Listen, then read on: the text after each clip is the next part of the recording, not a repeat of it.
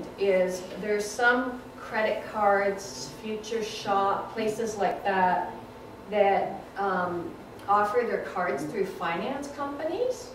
Those don't really do anything to add much to your credit history. It's better to have, obviously, a Visa, MasterCard, and then, even though it can be really high interest rates, it's better to have a department store credit card. Just keep it low, pay it off. Those ones all count on your credit report, but the finance company ones, not as much. Also, they kind of look at those ones and say, well, they're just out buying electronics. They don't really like those ones very much. Something to really be aware of is when you're looking for a mortgage, every time you go to a lender and talk to them yourself and they put a credit report in on you to see where you're at, every time they do that, it shows up on your credit history and it brings it down a little bit. The lenders and the credit reporting companies don't like people shopping for mortgages for themselves. I don't know why, they really frown on it. It's a bad thing, it's a negative thing. So a mortgage broker takes an application, takes a credit history once, and can use it for all kinds of lenders. You as an individual would have to go to a lender and do a credit report with each one, and it's going to bring your credit score down. Okay, so just keep that in mind, that you might not want to go out and do that. Okay, so if you don't have credit yet, there's lots of ways you can establish your credit. Okay, first of all, your bank account, it's not reported to the credit bureau, but it's still taken into account with lenders. So if you're a first-time home buyer in your 20s and you've had a bank account, you're putting money in it faithfully, and you're not taking it out the next week to go shopping or, you know, to go out with your friends, they're going to have a look at that, okay? They're going to look at your employment history. They're going to want to see that you can stick out a job, that you're not changing jobs every 6 months. They're going to look at your residence history, okay? So are you kind of staying in one place, or you're moving every 3 months? So they will take things like that into account if you don't have a lot of credit history. But to get a credit history, there's things you can do. Even when you're a student, if you're sharing with friends, put the utilities in your name. Maybe only one if you're sharing with friends, because then it's your responsibility if it doesn't get paid. But even if it's your cell phone, get it out of your parents' name, put it in your name, show that you're paying the bills, okay? That's going to get you a credit history. Again, consider a department store credit card, because they definitely report to the credit bureau. So definitely pay it on time, keep the balance low. Within a year, you're going to have a nice credit history from that. And also, something young people might want to consider, or someone who hasn't gotten a credit card yet, is something called a secured credit card. So most banks do this. You go to your bank, you give them $500 that they put in a separate account. They give you a credit card, you use it like a credit card, but the money's coming right out of that account. So you've already put the money in there, but you're using it like a credit card, and it actually builds a credit history for you. So it's actually a really good way for parents to help their kids start credit histories too. And the amount's usually low, like around $500. Once you go through that, you can go put some more money in, off you go, you've got a credit history. Okay, so this is the interesting thing. Most people know that it's not really a good idea to be reported to the credit bureau, but if you want to establish history, you do want to be reported. So make sure that when you speak to people who are offering you credit, ask if it's reported to the credit bureau. If it's not, don't bother taking it, okay? You can use a different credit card, you can, some other means, but there's no point getting some sort of credit advance to you if it's not being reported and you're not building up a good credit history. Okay, so this is probably pretty straightforward. Everyone probably knows what this is, but when the time comes when you have to decide for yourself. You're going to need to have a discussion about it.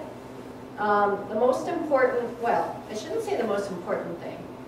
The thing that most people are most concerned about initially is interest rates. So what's the interest rate, right? Right now, there's some banks offering super low interest rates, and we actually have a few super low interest rates. The thing is, with mortgages, interest rates are obviously extremely important, but so are terms and conditions. So you can have an interest rate that's really, really low, but it's also a no-frills mortgage, okay? So that would be, you know, shopping at the grocery store where you pack everything yourself and everything's in a yellow package and everyone gets the same thing, okay?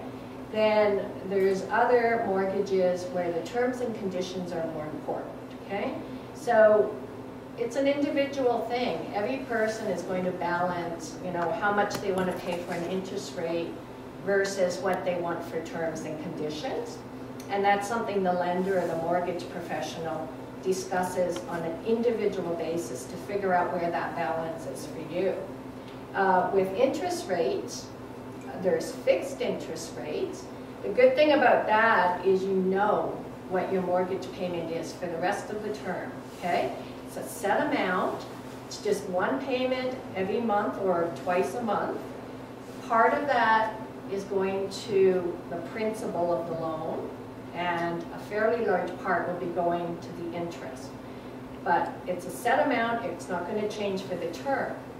Of course, there's variable interest rates, and that means that the rate changes.